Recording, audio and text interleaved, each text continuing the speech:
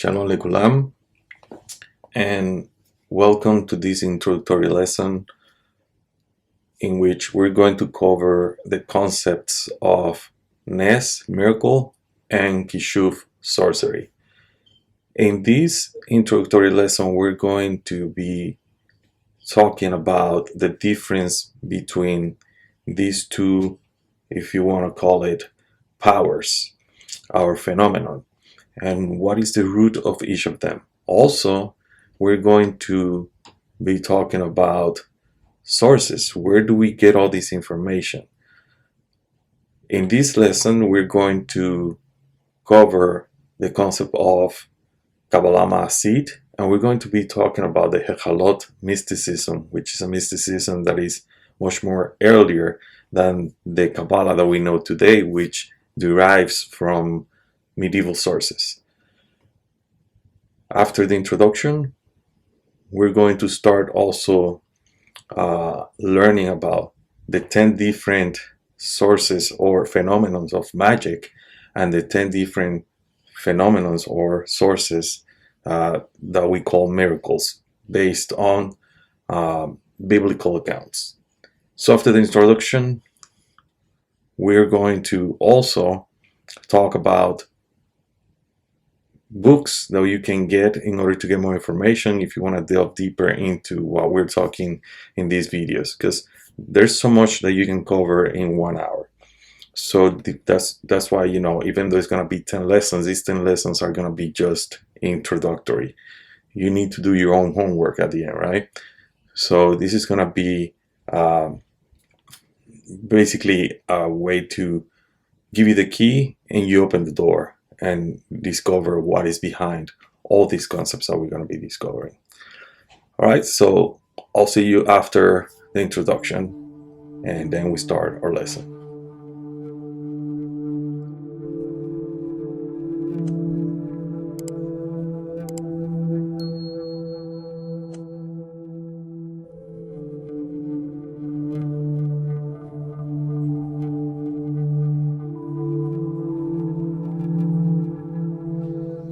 Welcome back.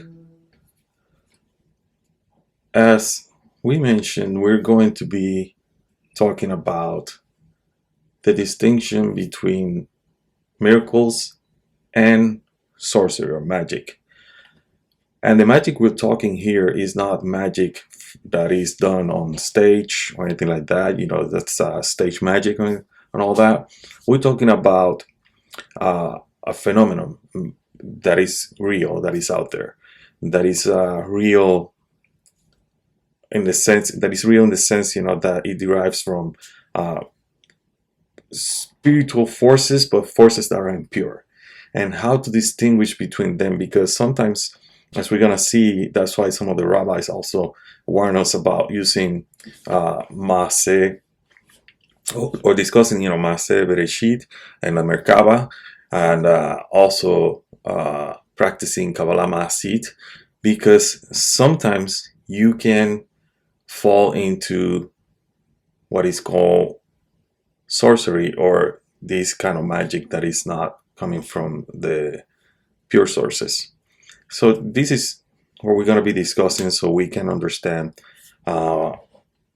one from the other, and why sometimes things that we do thinking that it has some kind of pure action sometimes falls into the concept of Kishuf or magic instead of the miracle phenomenon. So let's talk first about Kabbalah Ma'asit and Hechalot mysticism. Jewish mysticism has developed in multiple currents across history, ranging from visionary ascent traditions of late antiquity to the speculative and practical system of medieval and early modern Kabbalah. Two particularly striking manifestations of these traditions are Kabbalah Ma'asit, which is called Kabbalah, practical Kabbalah, and also what is called Hechalot mysticism, which is translated as palaces. While the former refers to operative applications of esoteric knowledge for tangible outcomes, the later centers on ecstatic ascent through celestial palaces to behold the divine throne. Examining both will help us see the dual orientation of Jewish esotericism. One directs downward to affect the earthly world, and the other upward, meaning, to transverse the heavens, to travel to these different realms, to these different dimensions. So let's talk about Kabbalah Ma'asit. So Kabbalah Ma'asit, it's the operative dimension of the mystical tradition. Medieval and early modern Kabbalists distinguish between two primary forms of esotericism: Kabbalah Iyunit, which is a Kabbalah that is contemplative, which we're going to be talking a lot about that as well, and we have some lessons also about the meditations as well. And this Kabbalah Iyunit, which systematize metaphysical and sephirotic structures, and Kabbalah Ma'asit, which looks to apply mystical knowledge for direct intervention in reality. Practical Kabbalah employs several methods: divine names and letter permutations, which we're going to be covering in our lessons. This implies variations of the tetragrammaton, the Yohe and the Bahe, the 42-letter name, which we're going to cover a little bit in this introductory lesson, the 72 name sequence that comes from Exodus 14, verses 19-21, and this variation where these names are invoked to direct spiritual forces. And these, even though we might think we're using the 42-letter name of God and the 72 names of God to create miracles, these might be falling into magic and things like that, but these are basically, or the knowledge that we have about them is basically based in sources like the Sefer Yetzirah, chapter 1, verse 13, Sharei Orah of Joseph Gikatila. Also, in Kabbalah Ma'asit, we're going to see that there's invocation of angels. There's mystical manuals such as the Sefer Raziel HaMalach, the Sefer HaRasim, and these two books preserve a long list of angelic hierarchies and also rituals and instructions to how call on these angels for healing and to perform miracles. And this is one of the practices that may fall into what we call magic, Kishuf, right? The same thing with the use of amulets and protective charms. These are often inscribed with divine names, biblical verses, angelic seals. These were intended for healing the sick and warding off demons, the Masikim. It comes from references in the Talmud, specifically Shabbat 61a. And then the one that we have a whole playlist of lessons, on different techniques of meditation, and it's meditative techniques. Concentrative kavanot, intentions, were employed also by the people that practice Kabbalah Ma'asit to align human consciousness with divine emanations and spiritual entities. However, the practice was regarded with great caution. For example, Nachmanides Ramban, in his commentary on Deuteronomy 18, verse 9, he distinguishes between forbidden sorcery, Kishuf, and the sanctioned use of sacred names and angelic forces. Though he stresses that such practices require extraordinary sanctity, uh, he want to make sure that if you are doing something like that, that you're pure, that you know where these sources are coming from, right? And that's why he was actually being very adamant to make sure that the person have a lot of caution. Also, later we're gonna see that Rabbi Chaim Vital in Sha'arei Kedusha 4 relate that his teacher, the Arizal, forbade students from engaging in Kabbalah Ma'asit, warning that the misuse could imperil the practitioner's soul and is in the borderline of the realm of prohibited magic. So that's why the Arizal and Chaim Vital also warn about it. Consequently, Jewish tradition generally restricted operative techniques to the holiest individuals, directing most seekers toward study, prayer, and ethical refinement, which is what you're going to find in most Kabbalah schools. You're going to find that most of them teach about refinement of the soul, love your neighbor as yourself. And even though sometimes you're going to find the 42 names of God, 72 names of God, and things like that in their teachings, it's more about how to become a better person. And rather than try to create some kind of miracle or change your life in a drastic way using this phenomenon of miracle or magic. Now, the Hechalot, which concentrates on ascending, right? Ascend through the celestial palaces. It's a little bit different. The Kabbalah Ma'asit concentrates on bringing down something, right? Bring down forces. The Hechalot concentrates on elevating the soul. In late antiquity, the texts of the Hechalot describe ecstatic ascent and visionary encounters with the heavenly realm. The term Hechalot means palaces and refers to the celestial chambers traversed by the mystic in pursuit of beholding the divine throne, which is known as Kisei HaKavod. There are major works in this Hechalot literature, and you're gonna find when you make your research, and I'm gonna give you some references that you can look at, especially one specific book that I found very informative. You're gonna find major works in the Hechalot literature. You're gonna find the Hechalot Rabbati, and in this book you're gonna see that is describing Rabbi Ishmael's ascent and dialogues with angelic gatekeepers.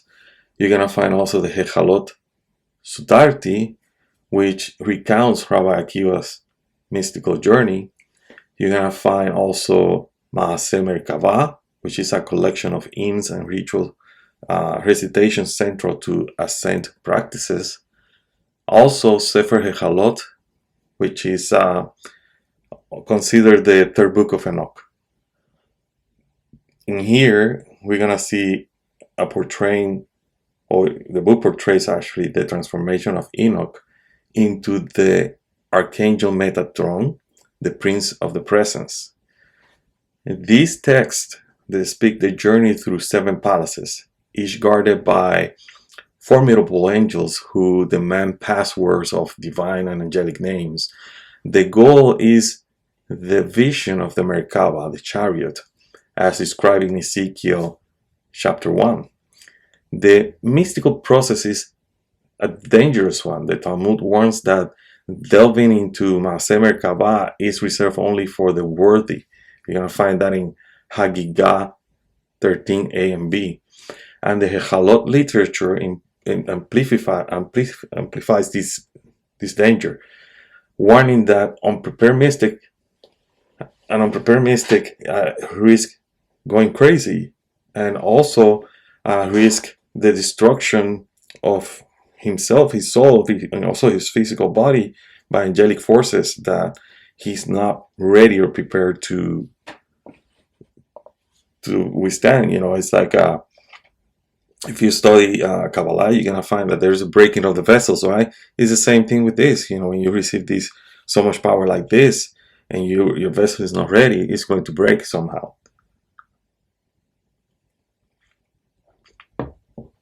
So throughout time, we're gonna see that we started seeing that the Hechalot, which is the early Kabbalah, then start transforming into what we call now the modern Kabbalah. Although emerging in different contexts, the Hechalot tradition and Kabbalah share significant continuities. Later, Kabbalists reinterpreted the imagery of palaces and ascents within the framework of Sephirotic cosmology. For example, in the Lurianic system, Hechalot are understood not as literal celestial chambers, but as structured realms within the Parsufim, and as dimensions of the souls, these inner parts, the inner journey that the soul has to go through. Prayer traditions also preserve and echoes the Hechalot hymns. Mystical liturgical rites, particularly in the tradition of Nusach Sephard and Nusach Hari, contain angelic invocations and praises. There are formulas there that resonates with the Hechalot. In this sense, the Hechalot mysticism is still alive. It provides the experiential foundation. What Kabbalah developed in a way that is systematic. It's a cosmology, but it's systematic. And it integrates those experiences into a more broader theological framework. So what we see is that Kabbalah Masid and Hechalot mysticism, they're complementary. They might be poles apart. One draws energy downward, the other one is about ascending. But the practical ritual and the visionary ecstatic parts are now becoming one. Hechalot literature captures the dangers and ecstasies of ascent through heavenly palaces, guarded by angels and illuminated by divine radiance. Kabbalah Ma'asid reflects the human desire to draw heavenly powers into earthly life through names, letters, and angelic meditations. Both traditions, though often shrouded in secrecy and circumscribed by rabbinic caution, testified that Jewish mysticism, or the impulse of Jewish mysticism, is not only to contemplate God, but to encounter and participate in this divine act of creation.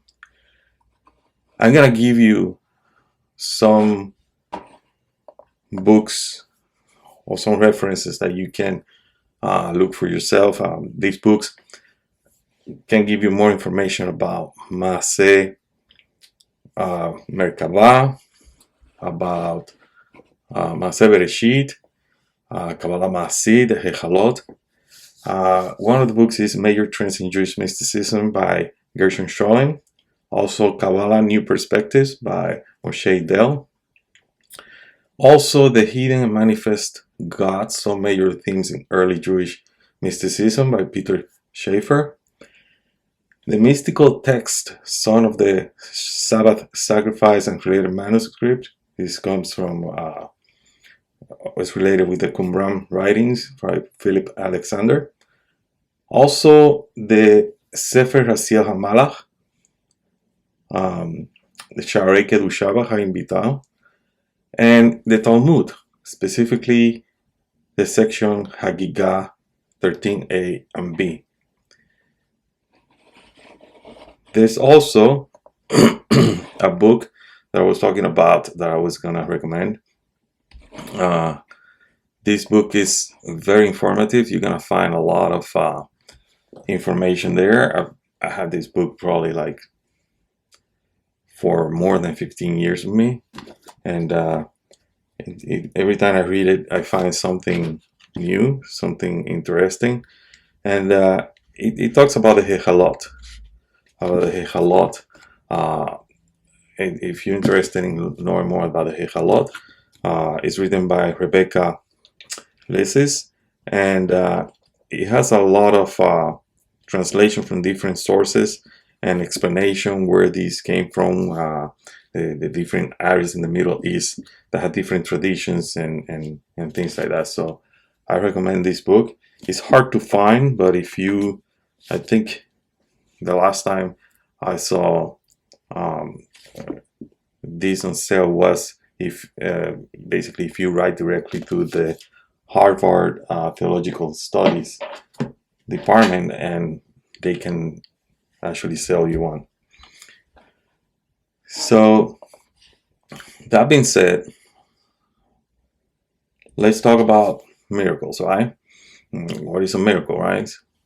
But first, let's put them in perspective, right? We have something called a miracle prayer. This miracle prayer is a 42-letter name that is inside the prayer Ana Bekoach. This 42-letter name that is encoded within the ancient prayer of Ana Bekoach occupies a place of profound reverence in Jewish mysticism and Kabbalah.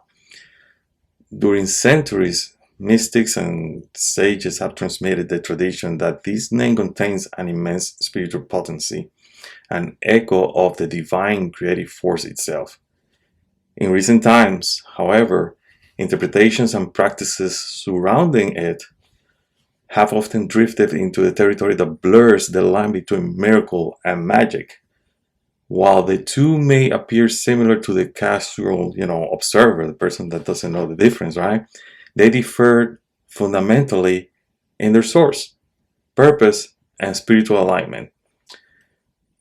Misunderstanding this difference can lead to distortion, disappointment, and even spiritual harm.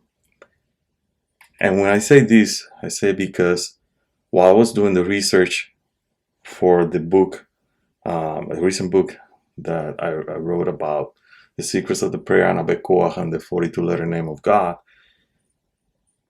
I encountered some people that used to study with certain Kabbalah schools, in which in these schools they teach that the 42-letter name of God will change everything. Especially, if you use certain name, you will have good luck in business and that kind of stuff. And they found that the more they did these things, the more they were wasting their time. And at the end, they thought everything is a lie, that kind of stuff. Some of them even gave me some of their books because they felt, throwing it away would be bad, because they're spiritual books, right? So they gave it to me so I can, as donation to me and things like that. And but it was because it was sold to them as a product, meaning that this product contains a magical genie that if you ask him or you tell them any wish that you have, it will happen. When it's not like that. 42-letter name of God, like the Hechalot literature says, and when you will find if you do your research, requires personal preparation. You have to prepare yourself in order to do miracles. Other than that, you're falling into coercing spirituality to make things happen, and that is basically magic, Kishuf, right? So there's no necessary Kishuf. And that's the difference between one thing and the other. Even though we might be using something that is Jewish or Kabbalistic, it does not mean that we're using it properly and that we're using the spiritual roots that this tool is supposed to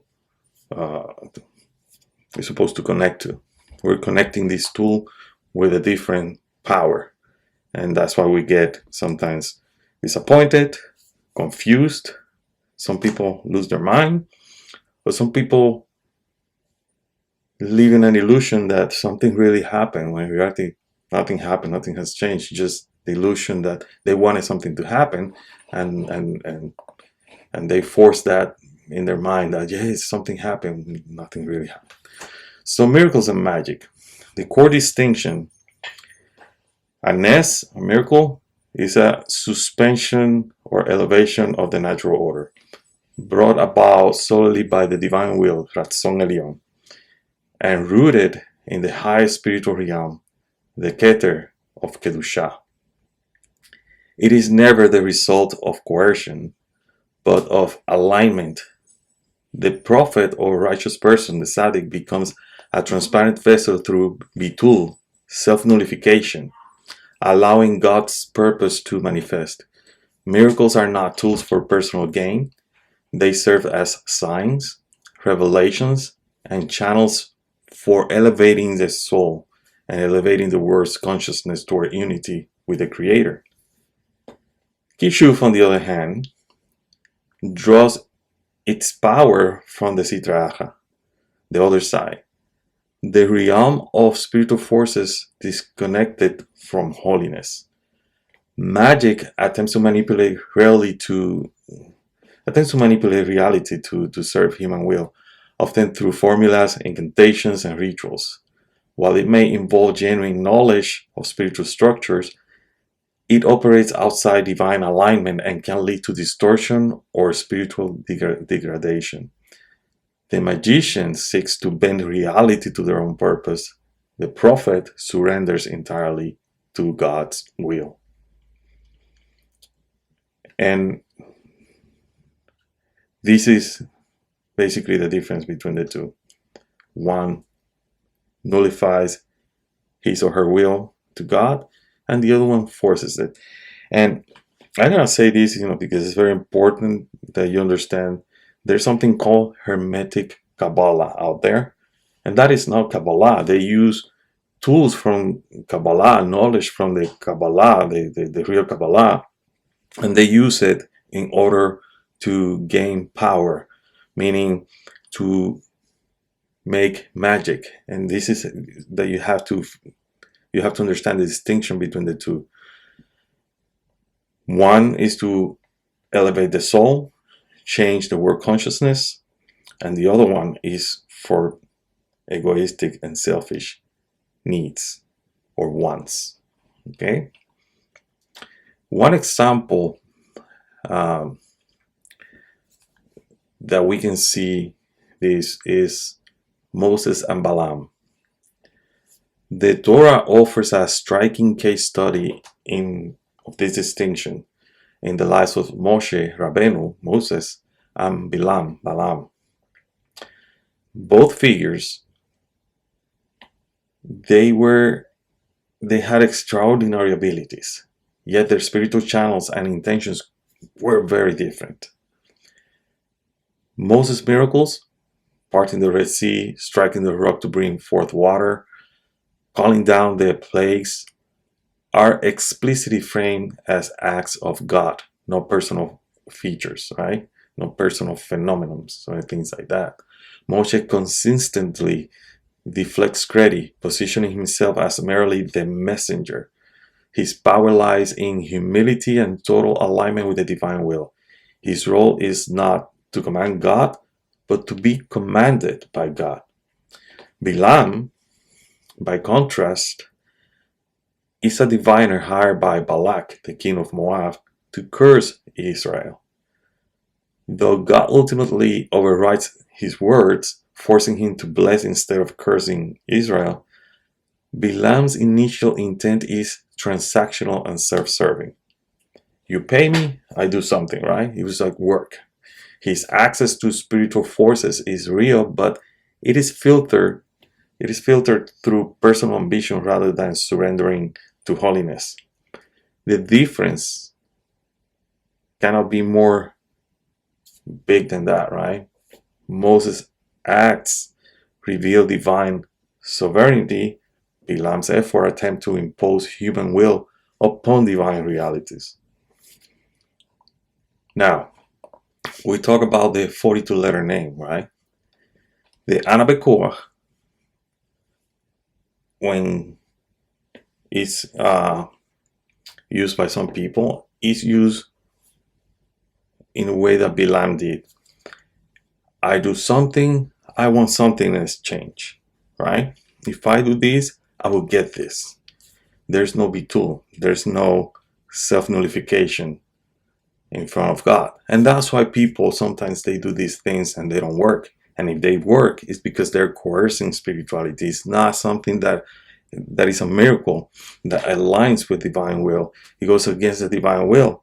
You force something to happen when it was not supposed to happen, and that brings chaos and dissatisfaction in life and things like that. The Anabekoa prayer, built upon the 42 letter name of God,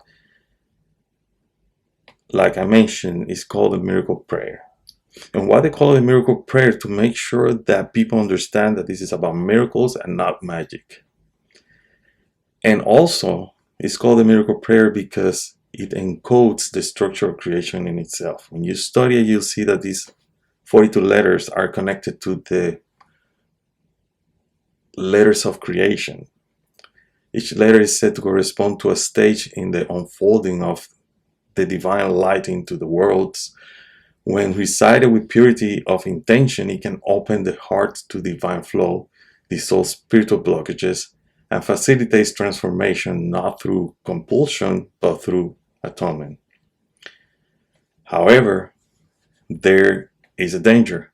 When practitioners approach a 42 letter name as a talisman for material gain, for example, you see the name, Saul everywhere because people want prosperity. That's one of the 72 names of God.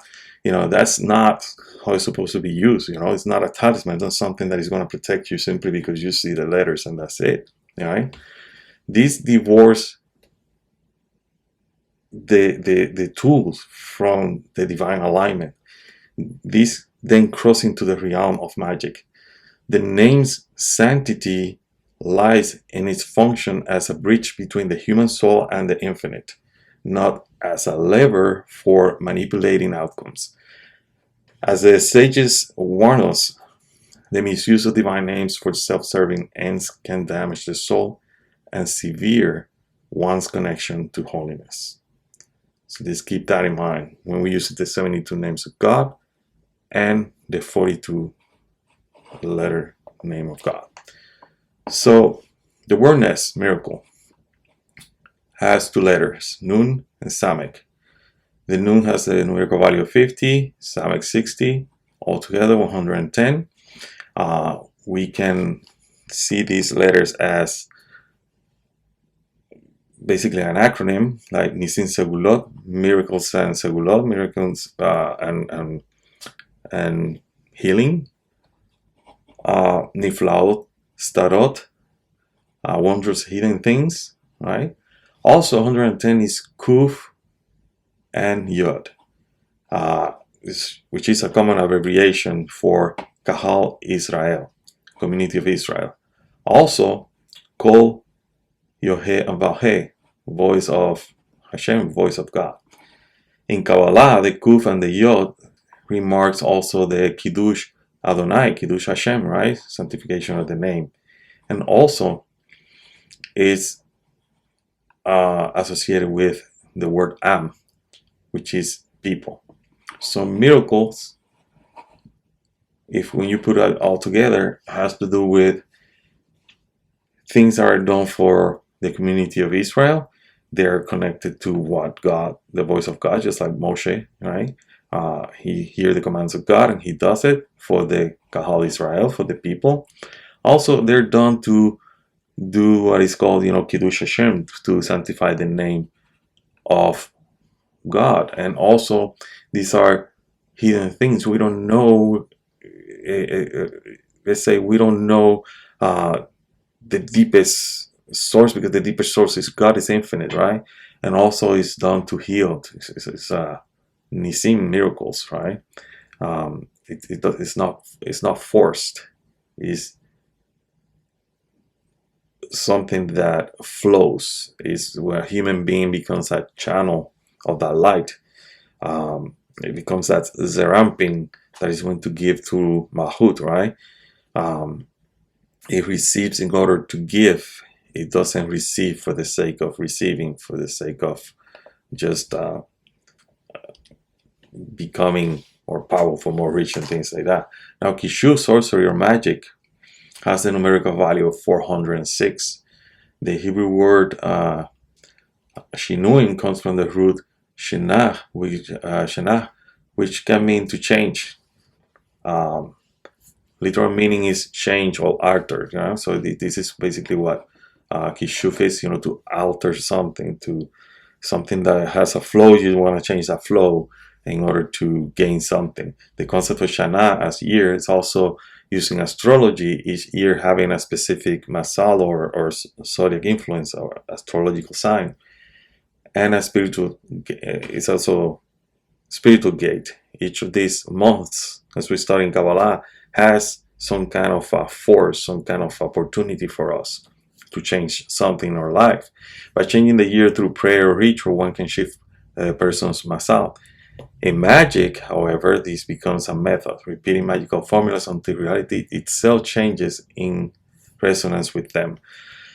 So you're going to see some people use astrology to see the future when it's not supposed to do that. Astrology is supposed to measure time and tell us when appropriate times are coming or are present in order to do certain changes in our life. So that's why Kabbalistic astrology is based mostly on the full moons, new months, right? And tell us that each of these months are opportunities for certain changes, are opportunities to help ourselves ascend and connect to the divine, not to know what is going to happen in the future, all right? Because that's not what we're here for. And we're going to see why. Also, you're going to understand that there's this or makif, or using quantum physics, you know, this reality that is in potential in the quantum realm, right? And needs to be manifested in the physical. But it manifests in the physical when the vessel is ready, when creation is ready. But when we force it, it breaks reality, breaks apart, it creates chaos. It's not what we want, right? So that's the difference between sorcery and miracles. Miracles don't break that flow. Magic does it because it's coercing. Now, the Torah list in the Torah, there's a list of forms of divinations and sorcery and spiritcraft that are forbidden, and you're gonna find this in Deuteronomy 18 verses 10 and 12. Now, Kabbalistically, each has a holy counterpart or a practice that engage in similar spiritual channels, but it's aligned with God's will. And for example, you're gonna see that there's a forbidden practice of divination, right? But there's an accepted practice called prophecy. And the sources, one is from impurity, the other one is from holiness, right? Also, there's a practice of omens, reading omens. And it's forbidden, but there's an accepted practice of dream interpretation. And the one with the omen distorts, right? Because it's based on superstitions and things like that. While the other one, the dream interpretation, it's based on God's will. Now, there's another one, another forbidden practice called sorcery. And then there's an accepted practice, which is called divine inspiration, Ruach HaKodesh. Sorcery manipulates, while Ruach HaKodesh creates receptivity towards the spiritual, right? There's also a forbidden practice of mediumship, and there's an accepted practice which is not done anymore because it was mostly done by the priests and during the time of the tabernacle and the temple. That practice is the Urim Vetumim. The mediumship would channel impure spirits, while the Urim Tumim was just to bring divine clarity about something. All right? These parallel structure illustrate that the spiritual mechanics are not inherently evil. It is the source and intent that determines the holiness. Now, going back to the 42-letter name and the 72 names of God, right? To engage in the practice of these names in a way that opens the gates of blessing, you must cultivate inner readiness. This includes moral refinement, humility, daily self-examination, and sincere prayer. Kabbalah, far from being a system of esoteric shortcuts, is a discipline, it's a science. Like any science, it demands accurate measurements. In this case, honest journaling and discernment between authentic spiritual experience and self-generated fantasies is important. You have to be honest with yourself. You have to be examining yourself to see, do I need this or do I want this? Am I doing this to help others? Or am I doing this to help myself? And even when you're trying to do it to help others, you're going to see that there's a trap in there as well. Because sometimes you do it because there's a self-satisfaction, makes you feel bigger than anybody else. So be careful, because miracles and magic are not merely different paths, they're different worlds. The miracle is the flowering of God's will through a soul in perfect alignment, lifting reality towards its source. While magic is the exertion of human will upon the fabric of creation, and it is often at the cost of harmony with the divine. When we use the 42-letter names or the 72 names, don't do it as a magical incantation. These tools are a sacred key. Only in the hands of those who have surrendered the self, it can unlock the gates of miracles.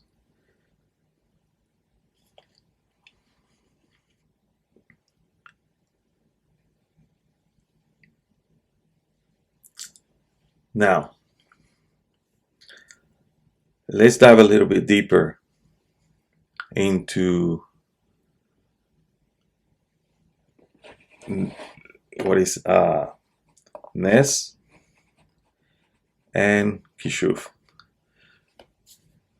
So Nes, miracles, they originate from Ratzon Elyon, the supreme will, which emanates from Keter, the highest of the Sephirot in the tree of life, right? Beyond comprehension, it is beyond comprehension, yet is the root of all desires, specifically the divine desires. A miracle descends through what is called the Seder Hishtalshalut, which is a chain of spiritual worlds that bring things into reality. It's not, the miracle doesn't happen as a result of human control, but it's an expression of God's will. We mentioned before that the Ramban mentions in his comments to Shemot 13, he says, the purpose of all miracles is to instill faith that all is from God and that there is no independent power in the universe. And that's something that we need to keep in mind. I'm going to repeat that again from the Ramban. The purpose of all miracles is to instill faith that all is from God and that there is no independent power in the universe. Now, Kishuf, on the other hand, right, draws the energy from what we call the other side, the Sitra, and also from what we call the klipot, the spiritual husk, these fallen vessels. The person that practices magic, the magician, taps into a genuine but misaligned spiritual force and diverts the flow from the side of impurity to reality. The Zohar mentions the following, which is in Shemini, Zohar Shemini. He says, as there are 10 crowns of faith above, so there are 10 crowns of unclean sorcery below. All things on earth are attached either to one side or the other. So what is telling us is that the channel of a Nes is the Tzaddik or Navi. Tzaddik is a righteous person, Navi is a prophet. And these two people are the ones who nullifies their will. They make this what is called Bitul Hayesh, right? To become a transparent vessel for divine flow. The channel of the Kishuf is the Mekashef, who imposes their own will upon reality through manipulating forces.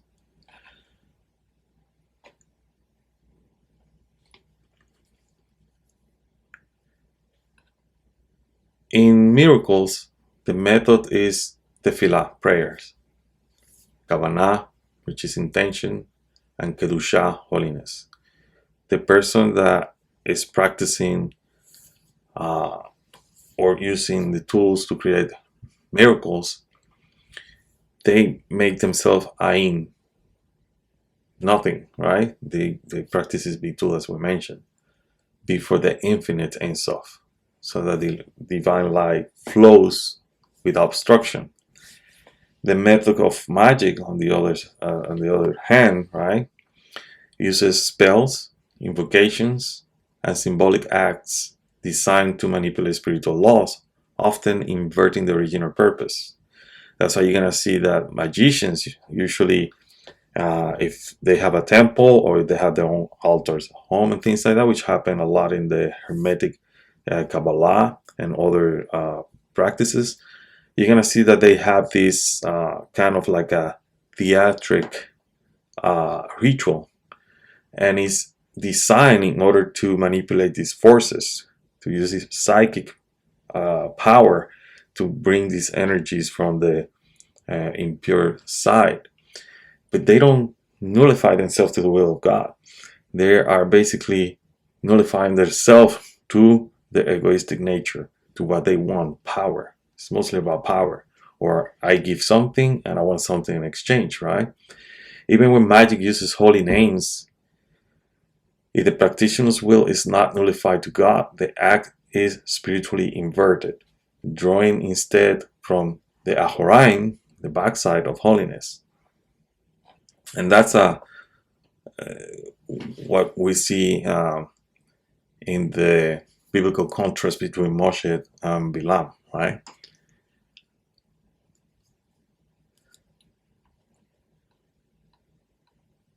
So let's read some verses from the Zohar. This one is from Acharei Mot, verse 255 from the Sulam commentary. Rabbi Chaya said, the last of these Lord unholy Sefirot is that which is mentioned in the verse, or one who acquires of the dead. This is the 10th of all the Sefirot, namely Malchut of other side. There are 10 types of sorcery in the verse corresponding to the 10 Sefirot of the other side. According to what we have learned, Rabbi Yitzchak said, the souls of evildoers that die are the demons of the world. And about them the verse describes who inquires of the dead. So here is telling us, where the type of sorceries are coming from, right? They're coming from these other side, this inverted reality that is impure. Rabbi Shimon, this is from Shemini, verse 106 from the Sulam commentary. Rabbi Shimon said that this includes everything. For as there are 10 sefirot of faith above, so are there 10 sefirot of unclean sorcery below. All things on earth are attached either to one side or the other. And the scripture permits us those animals which come from the side of the 10 holy sefirot, and forbid us all those animals which come from the side of the 10 unclean sefirot. So this is, basically it's using the laws of kashrut to explain also the law of using kosher forces versus unkosher forces when it comes to a person tapping to the sources of magic or miracles, right? To see the distinction between magic and miracles. And Beshalach, verse 34 of the Zohar, it says, Laban used 10 kinds of divination and enchantments from the illumination of the lower crowns, but could not prevail against Jacob. In connection with this, it is written, and you have changed my wages 10 times.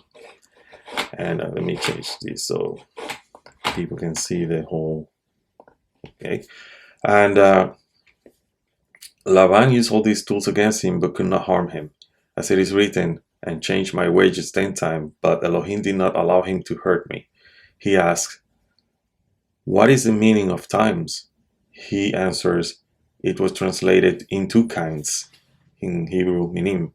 It is also written, the demon after whom they have gone astray, sonim.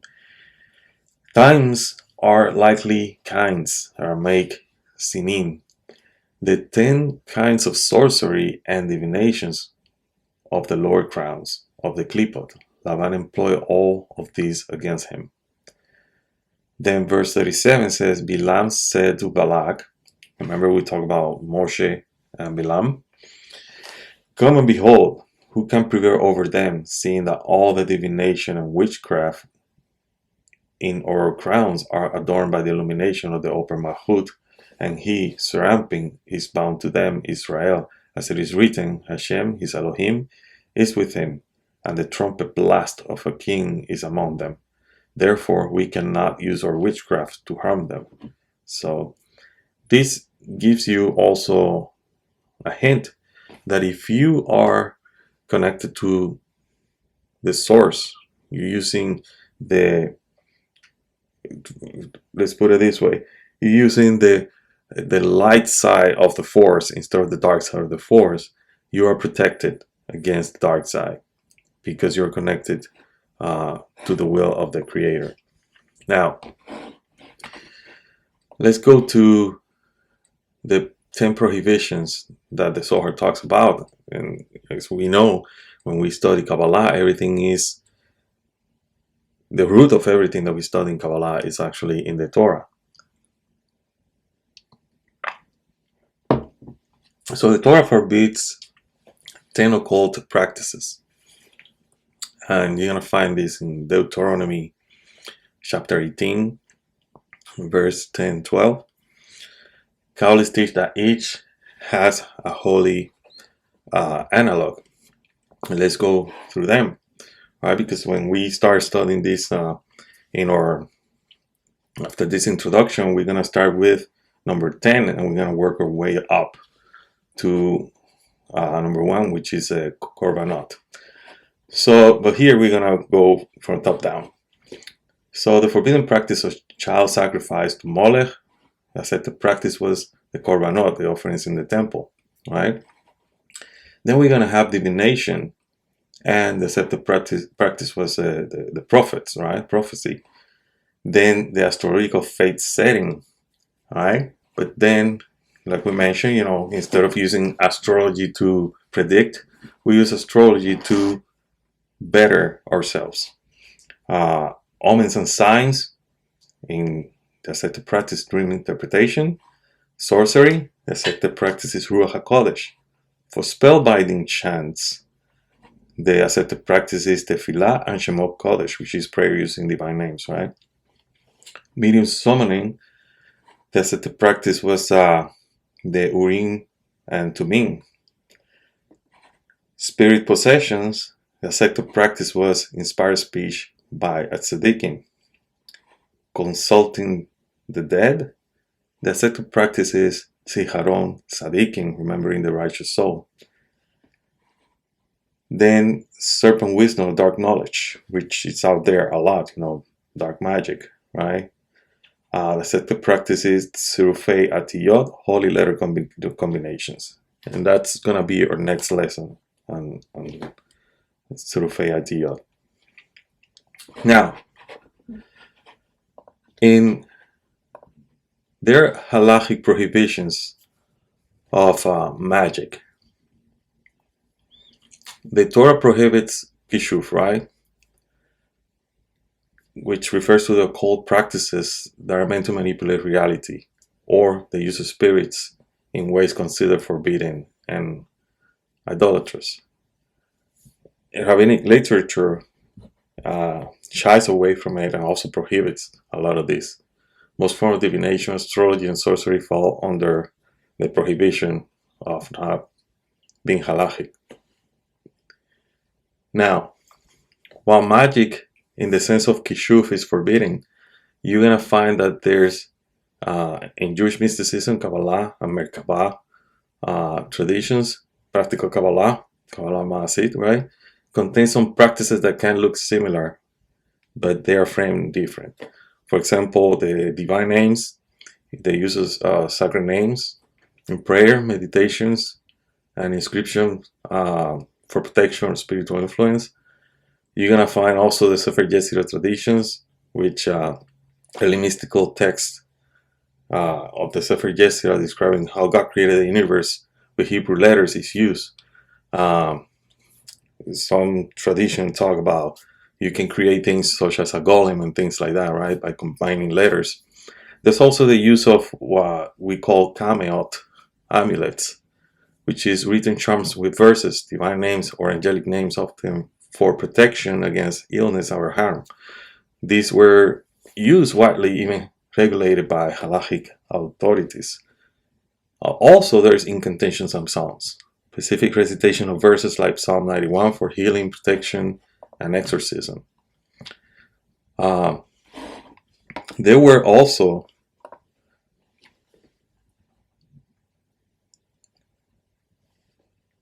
rabbinic wonder workers. The Talmud tells us about some people that perform some of these actions that look like magical, right? For example, Rabbah creating a man, Gavra, with the Sefer Yetzirah, right, in Sanhedrin 65b. Harina ben Dosa praying for miraculous healings. Amulets being used and judged as kosher or not. And these are usually framed not as Kishuf, but as miracles or tools to create miracles, flowing from the Torah holiness rather than sorcery.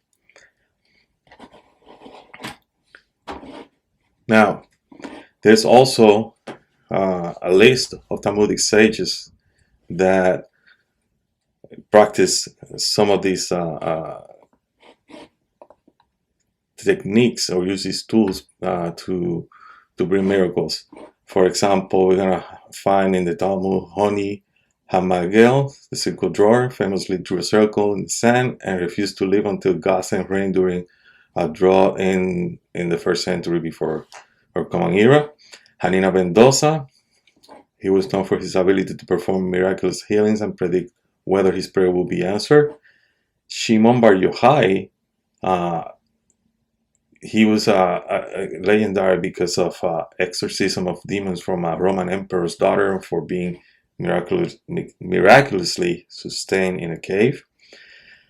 Rabbi Meir Baal Hanes, master of the miracle, a 2nd century sage whose name is still invoked today when praying to find a lost object. Judah Loven Bezalel, the Maharar of Prague, right, the 16th century Talmudic scholar, is the subject of a later legend that he created a golem in Prague, fashioned, from clay. Also, there's this Baalei Shem, or masters of the names, right? Shem, master of the name, a general term for mystical healers in the 16th and 18th century Eastern Europe, who used Kabbalah and divine names to perform wonders like healing and exorcisms. Israel ben Eliezer, the Baal Shem Tov, founder of Hasidic Judaism, he was a preeminent Baal Shem and was widely regarded as a miracle worker. Rabbi Amram ben Diwan was a scholar and a Kabbalist from Jerusalem who performed many miracles and is buried in Morocco. In modern times, we have Rabbi Yeshaya Steiner. He was a Hasidic Rebbe in Hungary, known for his miraculous deeds. Accounts claim that he performed acts such as healing the sick, saving marriages, and providing sustenance through miraculous means. Also, very famous Rabbi Yitzhak Kaduri. He was an Israeli mystic and Kabbalist sought after for his prophecies and blessings.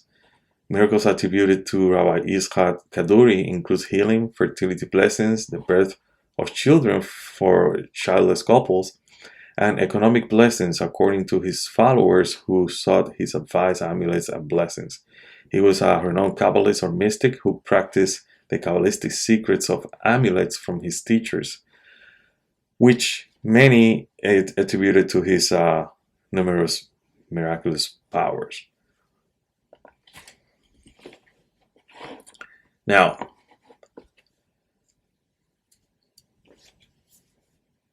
there's, like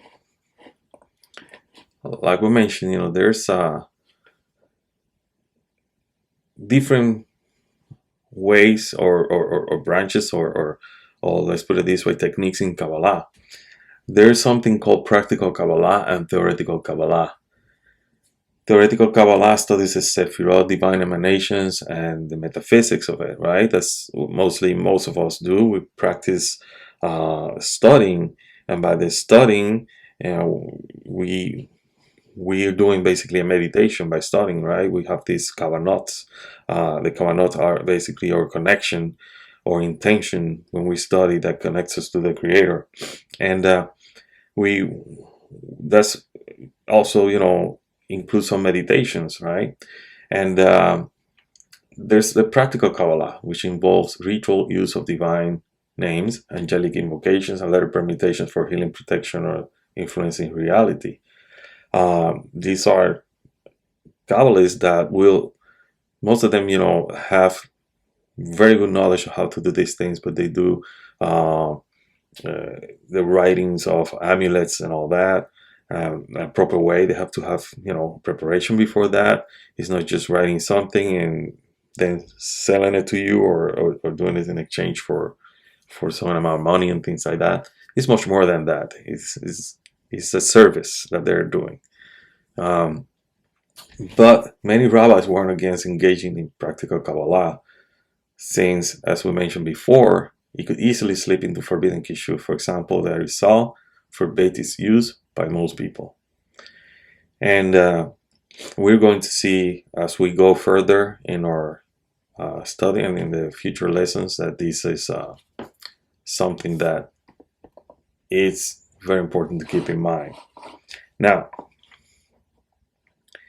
like I said, this is just an introduction.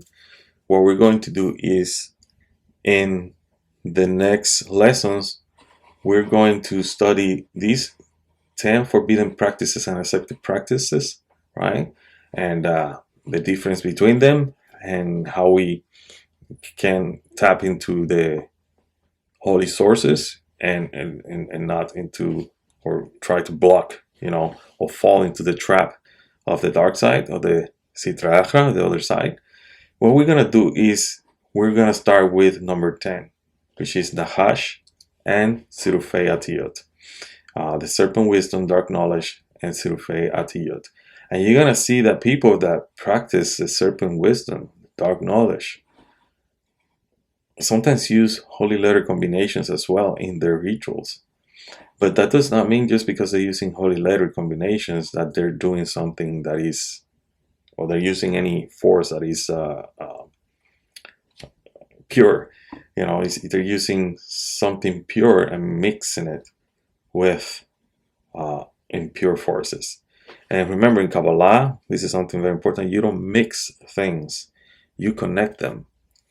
You know, they complement each other. When you mix something, you're doing basically what this Shavira Hakalim did, which is it broke, and now the good and evil is all mixed together. And we have to work in separating this and make it work in a balanced way in which they complement each other. And we're going to see that as we study these 10 practices. And we're going to work from number 10 all the way to number 1, in which we're going to be talking about the holy offerings in the temple and why this is basically one of the highest practices, and how that practice connects us with the soul. Even though today we don't have animal sacrifices, we still can do holy offerings in the temple. There's a spiritual temple that we can actually go. Now, when I came with the idea to do these lessons, it was during the time that I was writing my latest book, and the book that I'm talking about is, which just released recently, is Secrets of the Prayer Anabekoach and the 42-letter name of God, a practical guide. You can buy this book. It's a practical book. It's not something that you read, you have information. It has exercises in it. You follow that book chapter by chapter, and by the end of the book you have the best knowledge of the 42-letter name of God that a person can have these days, and how to use it in a proper way. And throughout that book you're going to see always, that there's an intention. You need to know in front of whom you're standing. You have to have that intention constantly. Also, there's constantly the warning that remember, the names of God are not used for selfish uses, and it's very important. But this book is something that will help you with something that we're going to be discussing in the future, which is using holy names, right, and in a proper way to tap into the realm of miracles. And then in that book as well, there is explanation of the difference between miracles and magic, and also miracles and manifest reality and illusions. Sometimes our mind can create things or make us see things that are not there, that are not really there, and how not to fall in the trap of the illusion of our mind, right? So the book is for sale on Amazon, so there's a QR code if you want to scan and purchase. I would like to have also, if you buy the book and you're reading it and you have any questions, to let me know. And also if you have any experience that you want to share with these exercises, would be very welcome as well. Now, the next lesson we're going to be talking about the serpent wisdom, dark knowledge, and surufei atiyot. And with this, we are going to finish this introduction, and we will see you in the next